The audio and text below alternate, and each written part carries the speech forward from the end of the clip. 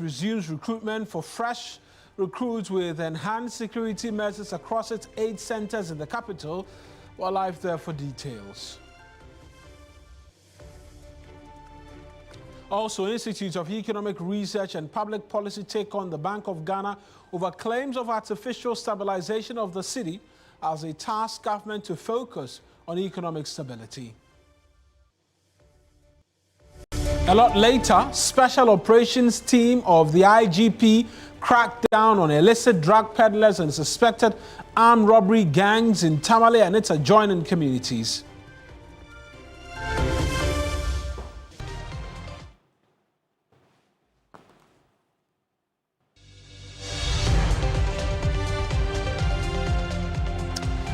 Hello there. Glad that you could be a part of this afternoon's bulletin. I am Mawuena Egbeta. The details shortly.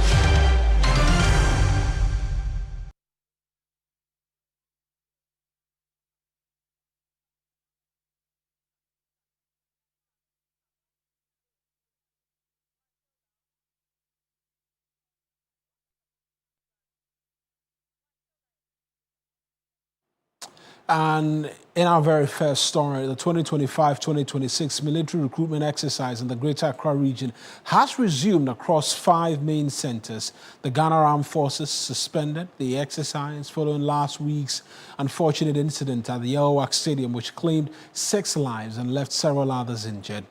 To prevent a recurrence, the Ghana Armed Forces has overhauled the screening process, splitting applicants into smaller groups and spreading the exercise across multiple centers.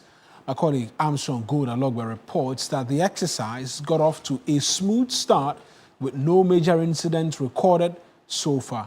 Some applicants were seen reporting as early as 4 a.m. and we'll get you a status update report he sent to us. But first, we know that the Defense and Interior Committee of Parliament as well has been visiting a number of these centers. The chair of the committee, James Agalga, has been speaking. Let's take a listen to exactly what it is he's been saying. And to see for ourselves. Fortunately, what we have seen is very satisfactory. I mean, it's impressive. We've seen that, yes, they have now formed quite a number of centers, teams, to simultaneously assess the eligibility of the applicants who are interested in joining the armed forces. We've also seen for ourselves that, look, the doctors are at work, the teams that are responsible for documentation are also at work, and these things are happening simultaneously. And so from here, we are going to go to some other centers and see whether what we have seen at the Elwak Stadium has been replicated over there. I am very convinced, because we've been briefed by the CDS, that that is what they have done across all the screening centers. So I'd like to use this opportunity to commend the CDS for the visionary leadership he has brought to bear, even in the face of the disaster that happened. Well, that's the chair of the Defense and Interior Committee of Parliament, James Agalga. Here's a status report my colleague Armstrong Gold sent through before we connect with him right now for a bit more in terms of details.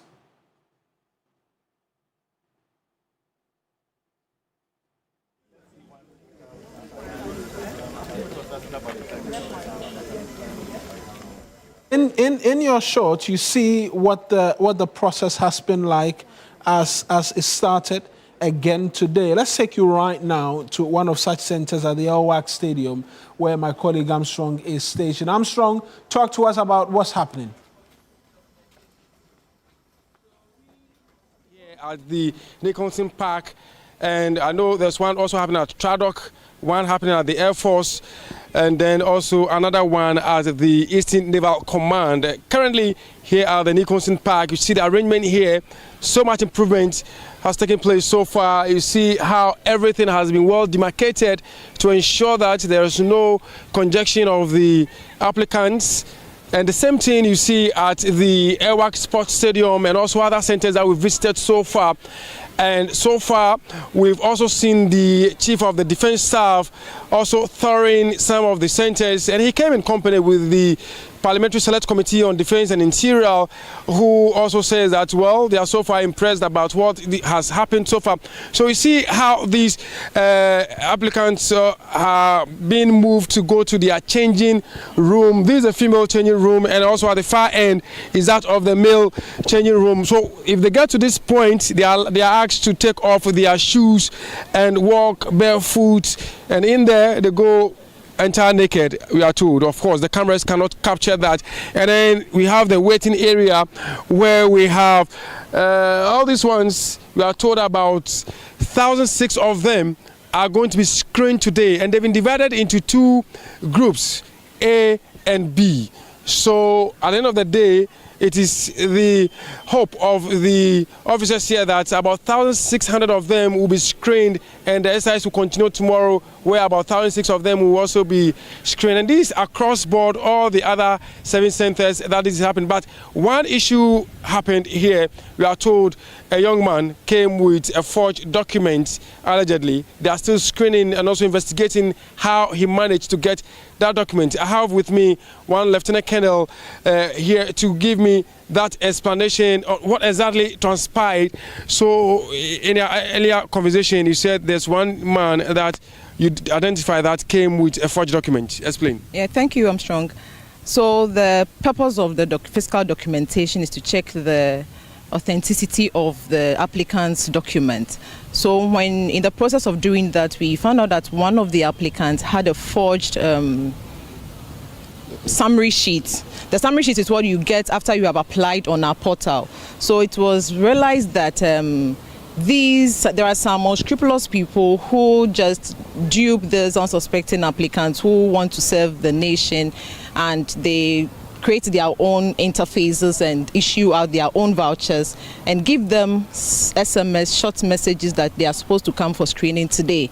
So in the process of checking their document, we found out that one person had a forged summary sheet.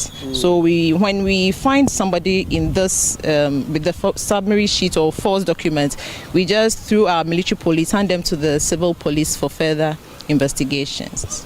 So this person so far is only one person. I'm also told in other places they've also identified the same thing. So beyond handing the person over to the military police, what happens to the person afterwards? Well, our duty, we do the arrest here, then we hand them over to the civil police to do their further investigation. So we just follow up to know where to get the root of the problem and who is the main culprit behind this forged documents. What time did you start with your screening process today? Today we started at about 06:30 hours, and I think up till now we've done over 400 already. Out of 1,006 you are expected to screen today? Yes, for both centers. You see, here is the Nicholson Stadium. We have 2 centers, Center 1 and Center 2, and each center has its own team. So different teams managing the centers. So each team have done a little over 300. So if you put together, we've done a little over 600 thereabouts. But you're hopeful by the close of the day you'll be able to do the 1,600 you've estimated? We are doing till the last person. Yes. So that is Lieutenant Colonel Anani speaking to us, giving us some explanation on what transpired here earlier. Hopefully, maybe in the course of the day, they'll know what to do with this young man who allegedly has come with a forged document. But the screening still continues here at the Nicholson Park and also other centers where they are hoping that in the next 3 days they would be able to finish with this. We are told that the Army Chief Commander is also going around to screen to check other screening centers. I beg your pardon, the chief of the army staff is going around other centers to check the screening exercise, and also that of the chief of the naval staff is also going around, just as the chief of the air staff are all moving around. But earlier, like I did indicate, was the chief of the defense staff in collaboration with that of the Defense and Interior Select Committee from Parliament also coming to this place to assess the situation, and so far they believe the new arrangements is the way to go. And the chief of the defense staff did said that in future what we saw last week will not repeat itself, because lessons have been learned and there's no way they will sit and watch this happen again. Another update they gave was on the injured persons at the 37 military hospital. They says that so far many of them have been discharged, and those who are still on admission are doing pretty well, and hopefully towards the end of the week they will also be discharged, and then we'll get back to a normal life. Joseph Armstrong, Gold with TV3. Over to you in the studios. And Armstrong with the details from the respective centers from which this recruitment exercise has resumed. We'll move away from there and take you up north into Tamale, related to security operations, this time having to do with the IGP's security task force, because they've launched a major crackdown on illicit drug peddlers and suspected armed robbery gangs in Tamale and surrounding communities. The operation follows a petition from educators in the area who raised concerns about growing insecurity in the region. Half of the IGP Special Operations Team, initially deployed to restore calm in Bole after clashes between two ethnic groups, has now advanced operations into the northern region. This follows a petition by lecturers of the University of Development Studies to the IGP over rising insecurity driven by armed robbery activities and widespread illicit drug trade and use. Led by ASP Bawa Abdul Jalil, the 50-member team reported to their new duty point, where they were received by the Northern Regional Minister and the Tamale Metropolitan Chief Executive. The team received a detailed briefing before embarking on their maiden operations in the metropolis. We support the region in fighting the increasing rate of armed robbery, violent attacks, and the abuse of drugs in the jurisdiction that is influencing the commission of crime. I entreat all of you to execute your duties with a high level of professionalism. The Northern Regional Police Commander, DCOP Wisdom Lavo, underscored the urgency of the deployment, stressing that the presence of the Special Operations Team is crucial to curbing rising insecurity, especially the illegal sale of firearms. There is robbery, there is demonstrations, there is break-in, attacks, a lot of things. So I will tell IG that we maintain you here. Before the raids, the team conducted a 2-week reconnaissance exercise to properly map out target zones. Their operations focused on illicit drug dens and hotspots identified for criminal activities. At Ndohini, a suburb of Tamale, a special exercise was carried out at popular eateries and drinking spots, leading to the arrest of several individuals. A search on them uncovered various narcotic substances. The shop was subsequently shut down, and the owner, along with patrons, was bundled into a waiting Black Maria. Some attempted to resist arrest.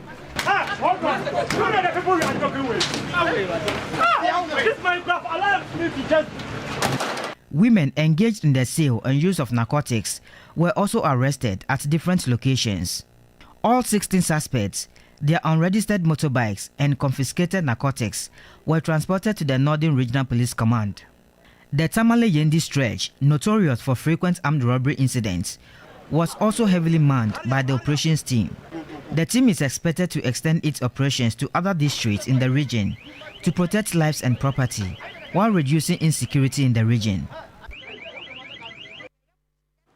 Now, from hunters holding on to old and registered rifles to young men in traditional setting who use weapons they inherited during celebrations, thousands of Ghanaians live with guns they unlawfully own. A 6-week amnesty, as announced by the Interior Minister, is now offering them a way out in a bid to curb rising gun violence and to tighten control over small arms. Nura Mohammed has more in this report. Surrender your unregistered or illegally held firearms and face no consequences, says the government of Ghana through the Interior Ministry's announcement of a gun amnesty, which will run from the 1st of December 2025 to the 15th of January 2026. This, they intimate, is to significantly lower the number of illegal guns in Ghana, as well as the celebratory gunfires, which has claimed the lives of many and thus serving as a threat to public safety and national security. Every illicit firearm in circulation is a silent threat. It may lie hidden in a cupboard, under a bed, or buried in the bush, but at any moment, it can destroy life and families forever. We cannot continue to bury our loved ones while the tool of violence remain unchecked. Albeit there has been a gun amnesty in the past, it was done a long time ago and spanned for only 2 weeks, as compared to this new 6-week amnesty. Richard Kumado, a security analyst, shares his viewpoint on this gun amnesty.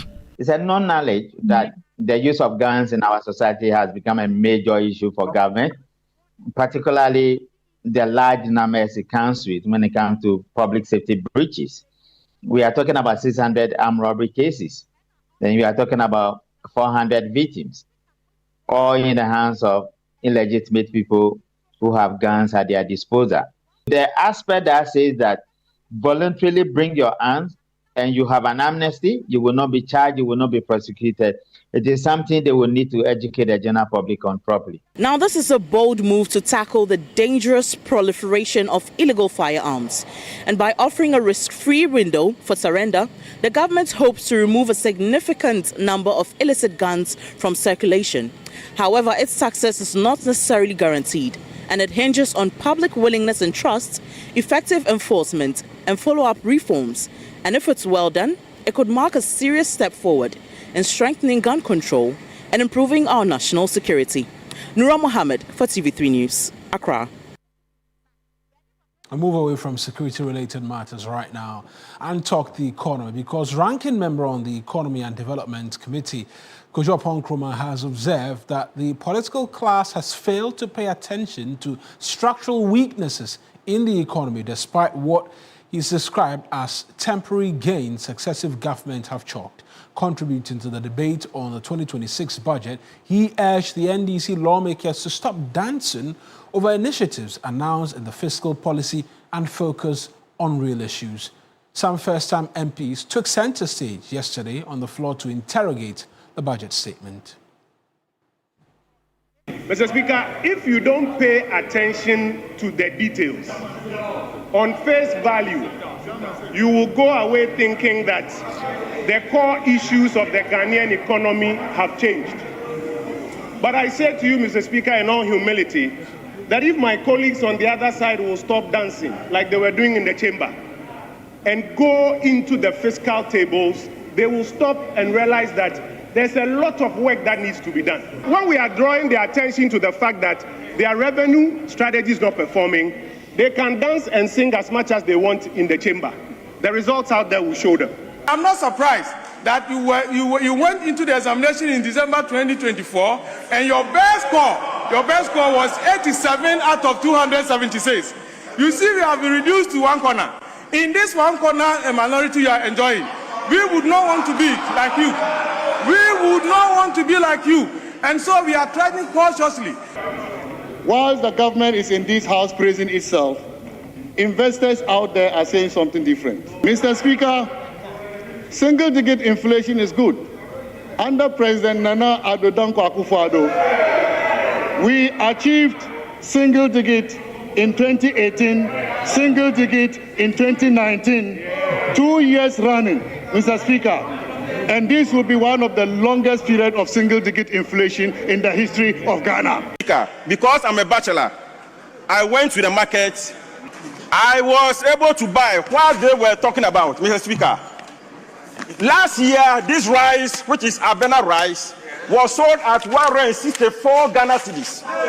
Just last year, Christmas, 164 Ghana cedis. This fried tom, Mr. Speaker, was sold at 60 Ghana cedis. Yesterday, just yesterday, Mr. Speaker, I bought this for 99 Ghana cedis. And I bought this oil, Mr. Speaker, for 39 Ghana cedis.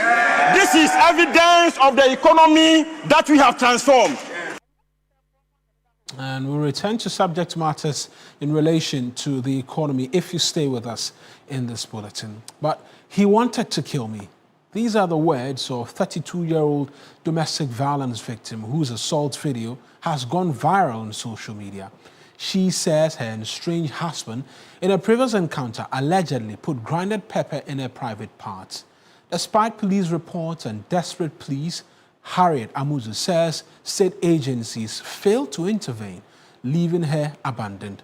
Now, she is deciding to reveal her identity and tell her story to empower other victims to take a stand and speak out against domestic violence. Portia Gabo reports.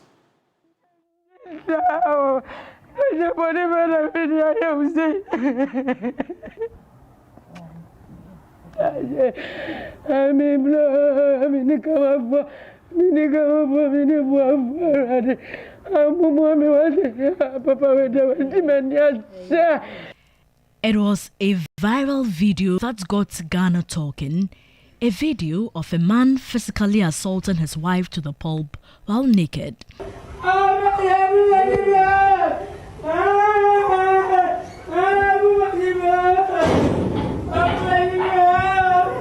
A 32-year-old woman, a wife, sister, auntie, and mother of two was the victim. At her hideout, she showed me scars and bruises of domestic violence etched deeply on her skin. Visibly shaken, Harriet, a 32-year-old mother of two, is distraught and not okay. She and her husband have been estranged for 5 months. She tells me she had to leave her marital home because she was fed up with the physical assault meted on her. Unfortunately, she could not go with her 2 kids after her husband refused to let her go along with them. I was at a funeral on Saturday in my hometown when he called to say that my younger son was ill and that I must return to cater for him. I only came home to find the kids playing and asked why he lied to me. At night, he wanted to have sex with me. I refused because we've been estranged for 5 months. He told me that he had set a trap for me. He wanted to kill me.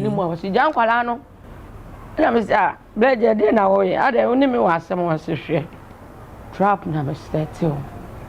Na me se trap system. Bi se me jimi. So we kura na se na we jan kwala no.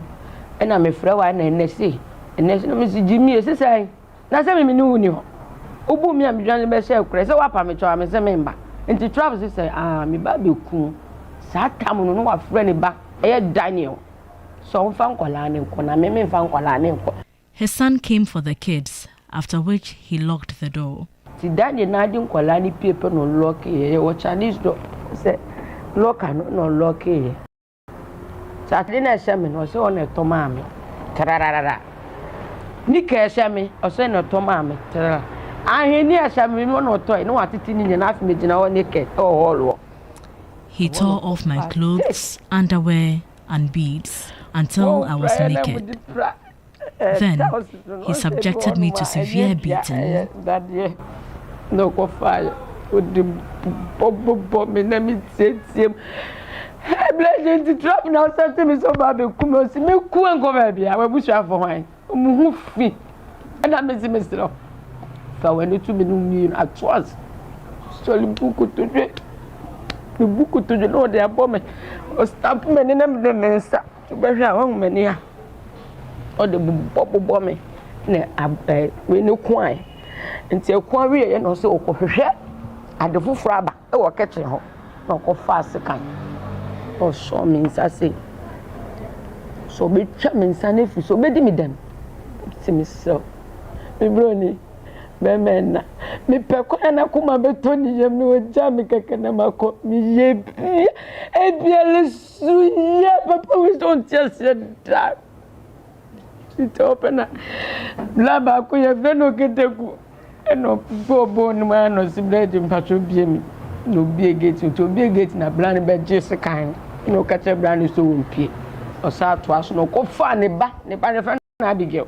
Ko fa ne sleeper. The bobo me minka ze munchantro me woti bi anim me minka sakeke me ne oba min kube ma me na awani masida no de bobo me fi no wiki me joint beje bajo be kumi me stop me os meku onya hushi ya me si meku. She tells me this is not the first time that her estranged husband has abused her. Despite several pleas and reports to the Ghana Police Service, Harriet says nothing was done about it, despite carrying evidence. I want to go kitchen or go farm. No, sister, what could do? Dinner who could do, no, me never die soon to aqua monte could do, dear, me but twice somehow. That day, say, I see me who I got that and I second me who jammy man. Obama,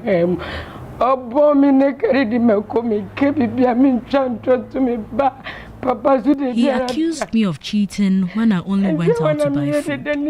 He put pepper in my private parts. Despite several pleas and reports to the Ghana Police Service, Harriet says nothing was done about it, despite carrying evidence. Oh my God, that's no. Some me. Of our barrier police station, my cause, some me. 4 times for a Tesano. Of Uncle, the name to me kind. So at some place in our coin, say na kosi by police for 9 day and carry. She does not trust state agencies to come to her aid, so I staged an intervention and placed a call to the gender minister.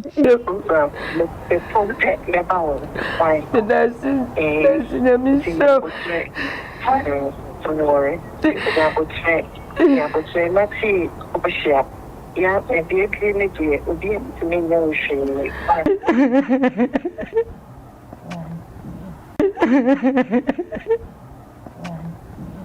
mean, everyone who sees our sister will have tears in their eyes. I mean, you tear up. But we thank God for her life. We are getting her to safety, and then the children as well. And so once they are safe, we'll look at the next step forward. But by all means, it's our collective responsibility to protect life. And so we'll ensure that she's okay. Meanwhile, the Ghana Police Service has arrested the suspect, John Odate Lamte. Following his arrest, 2 of his siblings who attempted to attack a female tenant they suspected of recording the incident and circulating the video were also arrested, and the tenant was rescued to ensure her safety. Harriet hopes revealing her identity and telling her story will help another woman. If you're a victim of domestic violence, these are the toll-free numbers you should call. 0800 800 800 0800 900 900 and then 0800 111 222. When you call these numbers, it's free of charge and you will get help. Portia Gabo, TV3 News.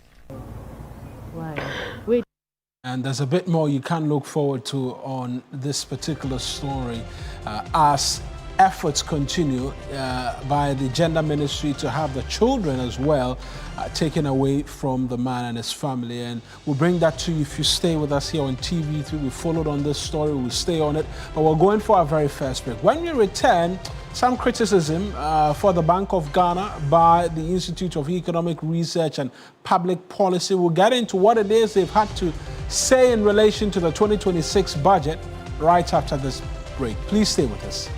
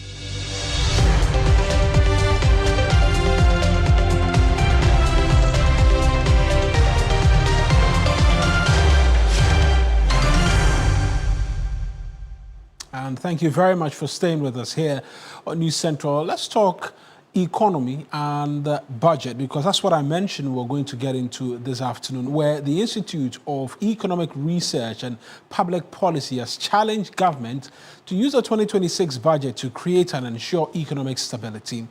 The Institute, whilst applauding government for some measures to ensure local production, lashed out at the Bank of Ghana for what it described as artificial stability of the city. A member of the group, an economist and lecturer, Dr. George Domfe, at that engagement said the Bank of Ghana's intervention to support the currency's gain will eventually stifle business growth. For continuing with the policy.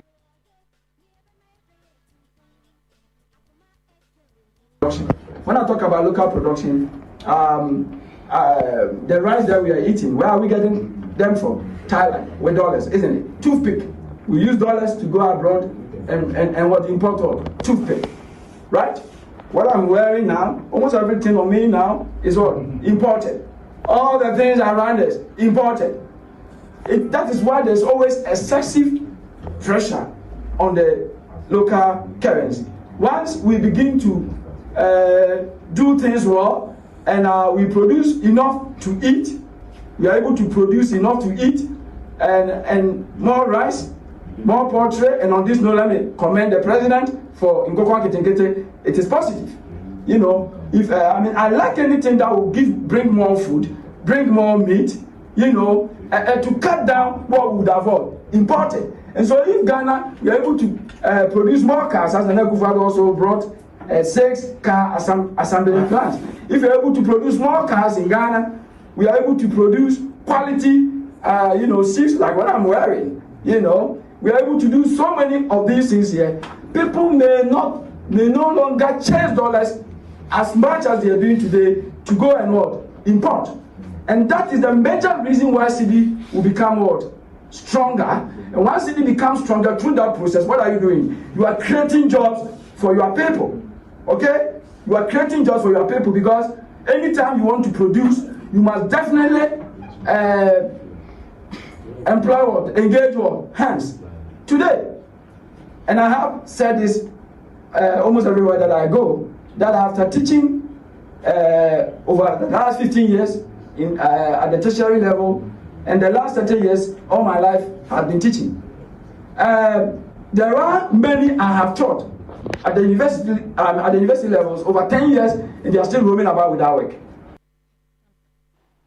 Now, the Minister for Works and Housing and Water Resources, Kenneth Gilbert Ajay, is calling for the timely execution of Phase 2 of the Blekusu Sea Defence Project intended to protect coastal communities in the Ketu South municipality of the Volta region. The minister, who toured the project on Wednesday, expressed satisfaction with the progress of work 4 months after President John Dramani Mahama cut short for the commencement of work. Let's touch base with my colleague Faisal Abdul Idris, who was a part of the minister's tour and joins us right now with a bit more in terms of the details. Faisal, you've repeatedly reported on the distractions caused by the sea to the communities living along the coast. Let's take your impression as well on the progress of work thus far.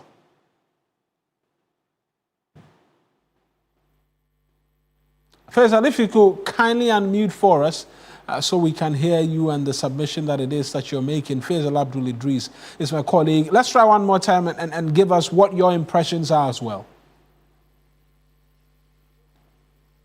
Well, it comes off as though there's a bit of a challenge in being able to hear Faisal. We'll try and rectify that. But the minister spoke to him and some other journalists.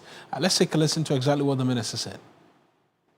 I must say that I am impressed about what is going on here, because I've been receiving payment certificates in the office.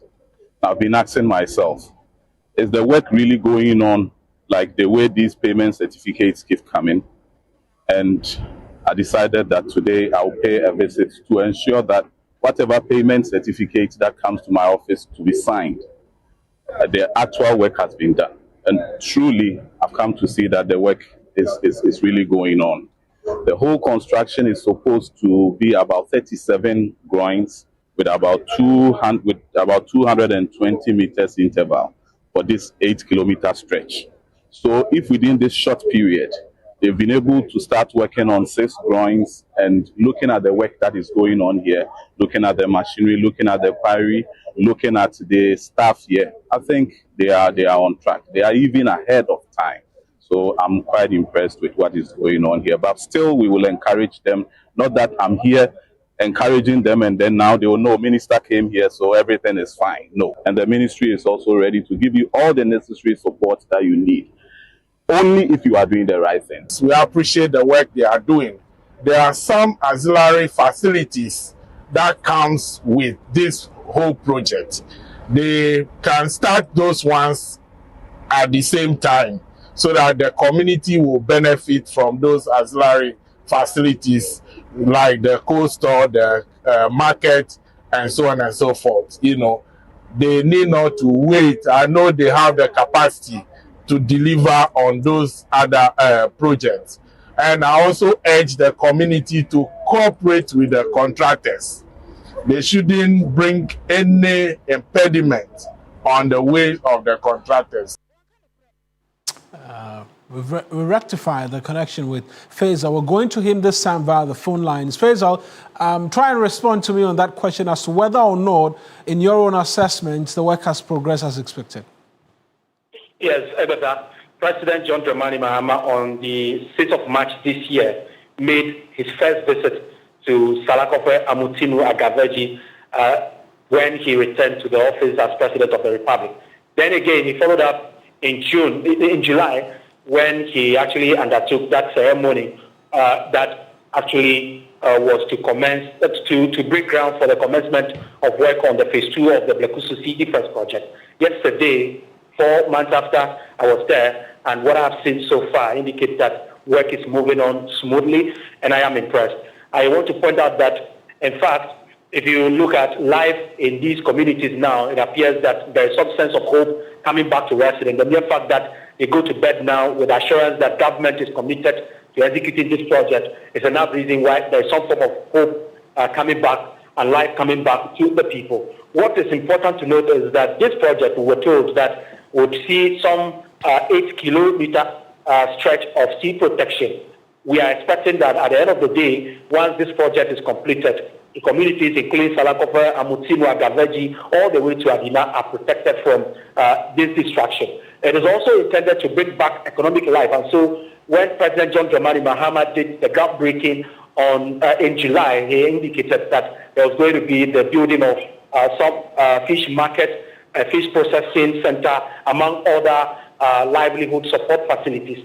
We expect that once the project is completed, and by the statement from the minister yesterday, they think and are hopeful that this project is completed within time. Once that is done, I am hopeful that life will be back to normalcy for these people, and I'm highly impressed with what I've seen so far. And in terms of what we've seen over the course of this year, we know there's been some level of distraction, but what's the status report as to the persons living there and living with the sea and the challenges they've had? A few more of the housing units that were to be built started under the previous administration. A few more have been completed. The displays have been moved there. So a good number of them are still sleeping under tents. I see the tents just by the roadside. Some are still cohabiting with families and friends in other communities, including the room, among others. But let me point out also that between the period that work commenced today, we haven't seen any further distraction except for the collapse of the Amutinu Basin School. Part of it collapsed some 2 months back when another sea tidal wave incident happened. Apart from that, we haven't seen any further distraction since. And so, like I indicated earlier, there's some sense of hope, some sense of renewed life for the people. And so, for those who have been displaced over time, they are still, putting up in these structures, including the few completed structures under the housing project.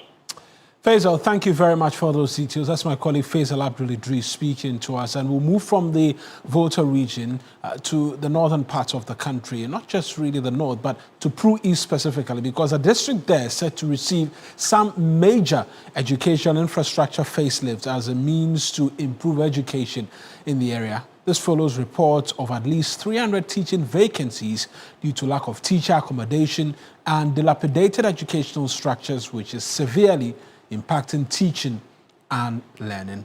My colleague Belinda Tete is joining us with a bit more in terms of the details. Belinda, talk to us as to what sort of infrastructural improvement we're expecting to be seeing in the coming days. Right. So the Pru East, which is part of the Far East, is experiencing some sort of infrastructural deficit in the education sector, which is affecting teaching and learning. And more so is the fact that the communities that are far to reach, or the island communities, because of how the communities are, teachers do not get accommodation in this area. And so when they come, they would have to get accommodation in the town area and then always cross the rivers to the far-to-reach communities where the schools are situated to teach day in, day out. This actually poses a lot of stress on the teachers, and also most of them decide to leave. If they get posting, once they realize that this is the situation, they just go and do not come back. This is actually affecting teaching and learning because one teacher is told to take on about 2 or 3 classrooms at a time. And you can just imagine the stress that comes with it. So then, teaching is not really effective in this area. And so to curb this situation, the MP has taken upon himself to build some 6-unit classrooms in some parts of this community. We are looking at Bantama, Avokopo, and Trinitaime. These are some of the areas that are going to be receiving this building and this school facility. And also, is also going to be using with the community and the assembly to also build accommodation for teachers, those who get posted into the community, so that once they come, they can get somewhere to stay closer to the school facility to be able to teach their students. Right, Belinda, the Member of Parliament has been speaking to you. Let's take a listen to him. In fact, we have a lot of educational infrastructure gaps. That is, most students from class 1 to class 6, even lower primary, upper primary, are put together in a structure. It tells you the level at which some of these things are happening. We are committed to bringing up some of mostly overbank communities that we are going to help put up structures, build it to a certain level, collaborate with the community and give teacher accommodations as well. All these things I am going to say to it in collaboration with the assembly, we are going to get it done. In fact, education is the topmost priority that I have in addition to healthcare.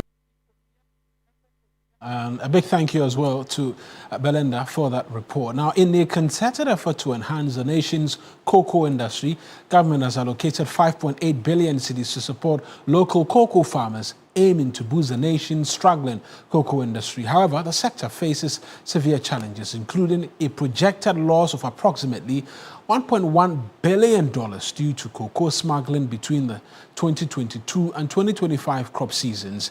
This illicit trade threatens the economic stability of local farmers and the cocoa sector's overall profitability, underscoring the need for urgent and strategic interventions to protect this vital industry and its stakeholders. Here's a report by my colleague Claude Kumiewisa. These alarming figures, the Ghana Cocoa Board, known as Cocoa Board, has engaged the Regional Security Committee, traditional leaders, and various district security committees in the Bono region to collaboratively address the issue of cocoa smuggling for the sustenance and growth of the cocoa industry. We have had challenges of smuggling of cocoa across the borders, especially in this part of the country. the Cote d'Ivoire border, where they do a lot of smuggling of our cocoa. And it is having effect on us because the government invests a whole lot of money. This year alone, about 5.8 billion Ghana cedis is going to be invested in procurement of pesticide, fertilizer, fungicide, spraying machines and others to support the cocoa farmers.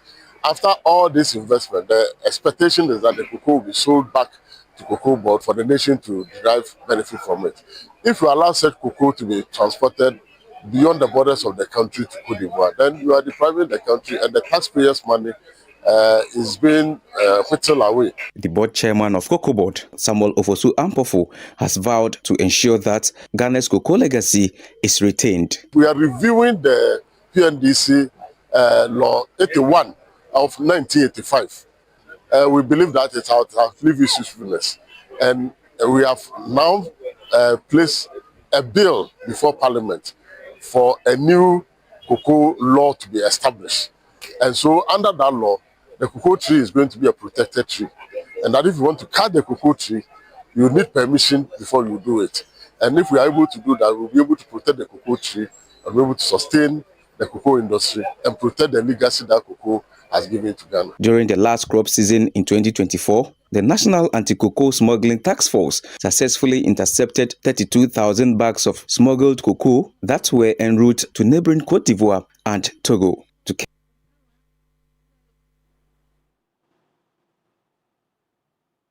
Still live here on News Central. Just a short break. When we return, a few more stories and then we take the show home. Stay with us.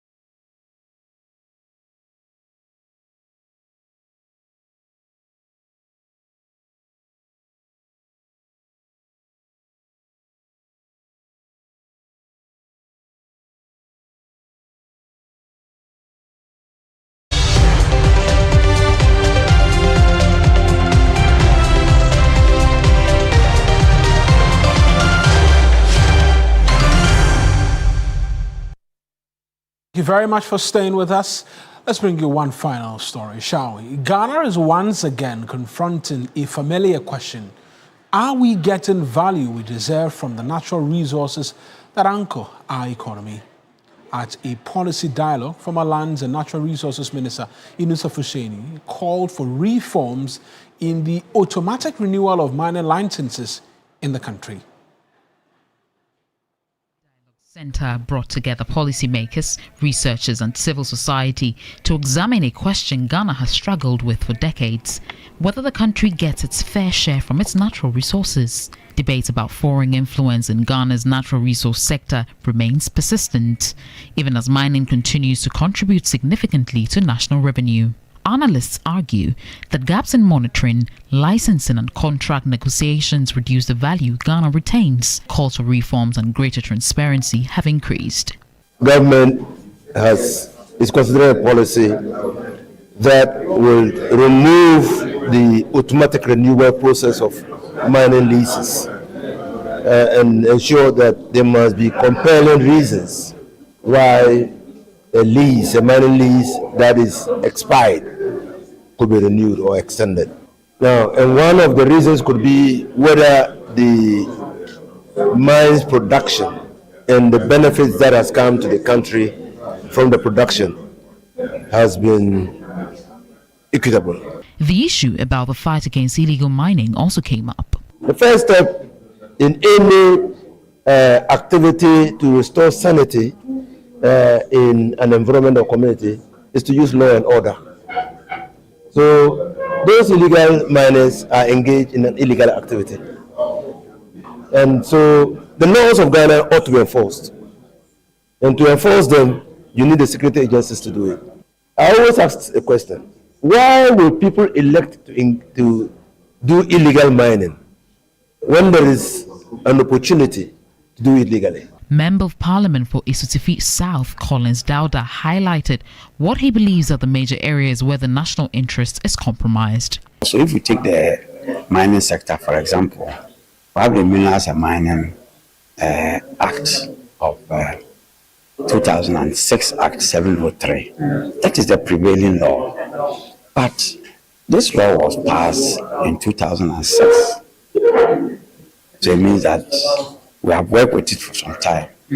And before that law, there was another law. There was a law before the 2006 one. But because circumstances changed, there was need for the country to have a new law to address circumstances at the time.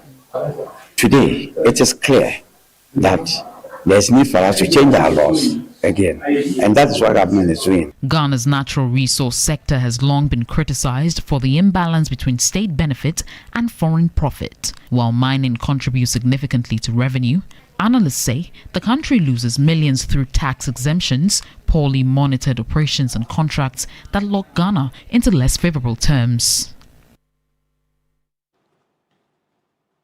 And that's our package for you this afternoon. We came to you from our studios here on the John Hammond Street. We're back again tomorrow with another edition of News Central. I am Mawuena Egbeta. Many thanks for watching.